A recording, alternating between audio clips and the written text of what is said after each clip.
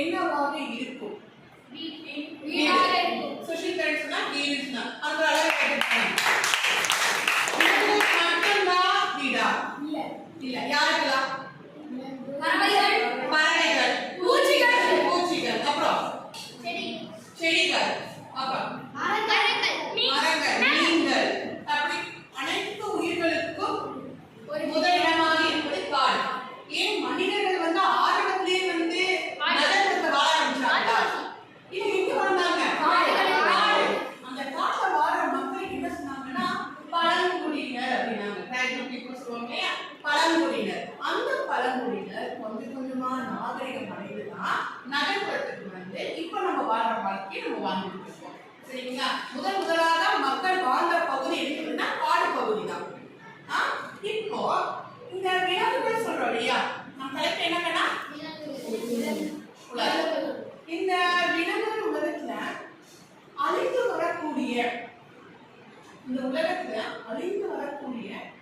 விலங்கினங்களாக நீங்க என்ன நினைக்கிறீங்க? எதெல்லாம் விலங்குகள்? என்ன விலங்குகள் அழிந்து வருது? யானை, புலிகள், சிறுத்தை, கரடி. இப்போ அதை பத்தி தான் நம்ம மாணவர்கள் பேச போறாங்க.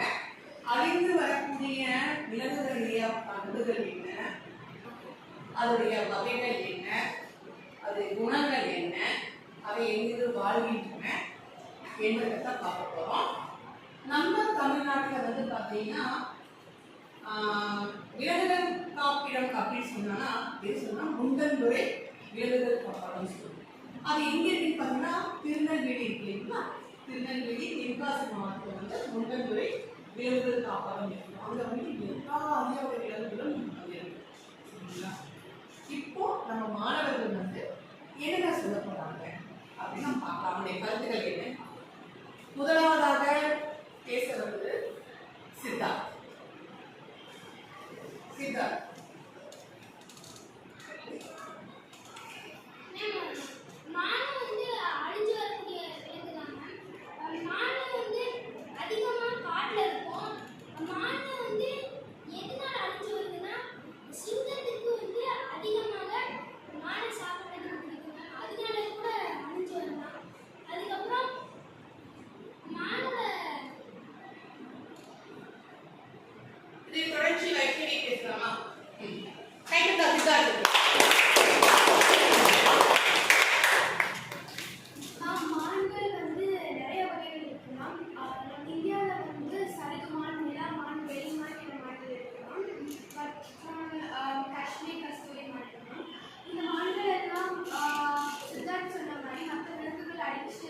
வேட்டையாடுறதால் வந்து அது எண்ணிக்கை குறையலாம். அதுவும் வந்து மான்களோட உணவு கூட பற்றாக்குறையா இருக்கும்போது அதுனால உணவு தேடி போக முடியாம அதுக்கு கேட்கலாம். ஸோ அந்த உணவு பார்த்தீங்கன்னா அது செடிகள், கொடிகள், மரத்தாலான தாவரங்கள், செம்புகள் இதெல்லாம் சாப்பிடலாம். இதெல்லாம் பற்றாக்குறையா இருக்கும்போது அது பழங்கள், செடிகள் மாதிரி சாப்பிடலாம். நன்றி. அப்போ மான்களை பற்றி தெரிஞ்சுட்டோம். மான்களை வந்து பல வகையான இனங்கள் உள்ளது அப்படியும் நம்ம வைஷ்ணவ தெரிஞ்சுக்கிட்டோம். அடுத்து முகில் பேச போறாங்க. முகில் எதை பத்தி பேச போறீங்க? யானை பற்றி பேச போகிறேன். யானைகள் எப்பொழுதும் கூட்டமாகவே வாழும். யானை கூட்டத்திற்கு ஒரு பெண் யானை தான் தலைமை தாங்கும். அருமை. யானை கூட்டத்திற்கு யார் தலைமை தாங்கும்? யானைகள் தனக்கு தேவையான உணவு மற்றும் தண்ணீருக்கு இடம் பெயர்ந்து கொண்டே இருக்கும். ஒரு நாள் ஒன்றுக்கு 250 கிலோ புல் மற்றும் எளிய களைகள் சாப்பிடும். ஒரு நாளைக்கு எத்தனை கிலோ புற்கள் இலைக்களைகள் சாப்பிடுமா? 250 கிலோ சாப்பிடுதுன்னா அதனாலதான் அந்த யானை எவ்வளவு உருவத்தை நம்ம பெருசுங்கிறோம் இல்லைங்களா? அப்புறம் அது மட்டும் இல்லாமல் யானைதான் உலகத்தில் இருக்கிறது சிறந்த எடை கொண்ட விலங்கு ஆகும். எடை கொண்ட விலங்கு. தன்னை மற்ற விலங்குகளிலிருந்து காப்பாற்ற ஒரு நீல தும்பிக்கை மற்றும் தண்டை வைக்கிறது. அருமை. கரடி பத்தி யார் பேசுறீங்க?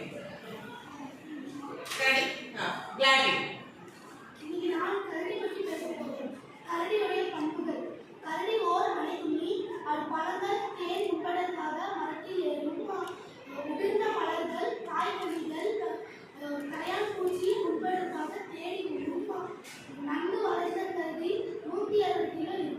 எத்தனை கிலோமா? நல்ல வரங்களே கரடி.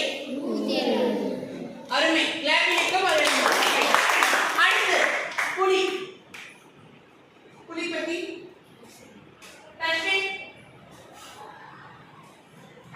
புலிகள் தனித்து வாழும் விலங்காகும். அது தன்னுடைய குறிப்பிட்ட எல்லைக்குள்ளேயே வாழும்.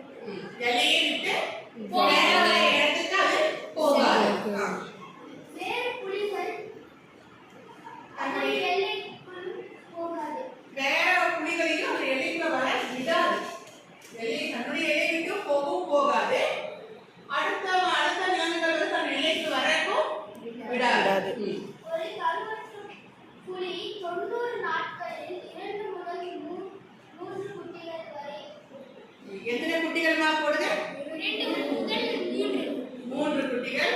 அது வந்து கருவுறும் நேரம் பார்த்தீங்கன்னா எத்தனை நாட்கள்? 90 நாட்கள். சரிங்களா? நம்மள எத்தனை நாட்கள்? 10 மாதங்கள். எத்தனை? 10 மாதங்கள். குழந்தைகள் பிறப்பதற்கு 10 மாதங்கள் ஆகுது. அதே மாதிரி ஒரு புலி பிறப்பதற்கு எத்தனை நாட்கள் தேவைப்படுகிறதுனா 90 நாட்கள். தஷ்மின் அருமை. கேட்கலாம். அப்போ நம்ம இன்னைக்கு என்னெல்லாம் பார்த்தோம் பார்த்தீங்கன்னா மானுடைய பறவை மான்கள் கொண்டோம். யாருடைய சிறப்பு பார்த்துக்கிட்டோம். யாருடைய சிறப்பு என்னன்னா ஒரு யாரு கொடுக்கக்கூடிய பெண் யானை தான் தலைவியா தலைவனா தலைவி. பெண் யானை தான் தலைவியா இருக்கு. அதே மாதிரி வந்து அது எத்தனை கிலோ உருளை உண்டியது? அதே மாதிரி கிளாடின்னு சொன்னாங்க, கரடின்னு சொன்னாங்க. கரடி எடை எவ்வளவுமா? 106 கிலோ.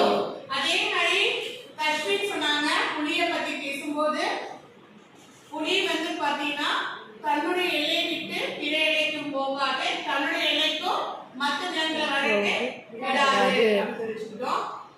அப்போ நம்ம என்ன பண்ணணும்னா இந்த மாதிரி நல்ல குணங்கள் கொண்ட இந்த விலங்குகளை நம்ம என்ன பண்ணக்கூடாது? அழிக்கக்கூடாது. அழிக்காம இருக்கிறதுக்கு நம்ம என்ன செய்யணும்? மரங்களை வளர்க்கணும். மரங்கள் வளர்ந்தால்தான் காடுகள் உருவாகும். காடுகள் உருவானால் தான் மழை பெய்யும். மழை பெய்தால் தான் விலங்குகள் வாழும். விலங்குகள் இருந்தால்தான் மக்கள் வாழ முடியும். சரிங்களா? அதனால இந்த பேசுகிற வழக்காய்வுக்குள்ள வந்து நம்ம என்ன தெரிஞ்சுக்கிட்டோம்?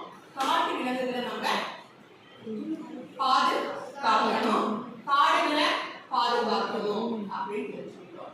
நம்ம அடுத்த வழக்காய்வுல மீண்டும் பார்க்கலாம். நன்றி, வணக்கம்.